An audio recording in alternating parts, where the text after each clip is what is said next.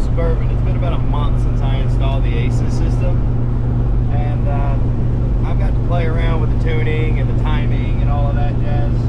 And buddy, let me tell you, it's running like a champ. Let me show you. So there's all my, watch this, ready?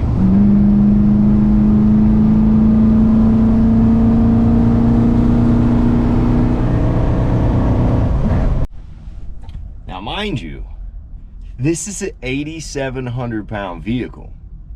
It's got a stock 454.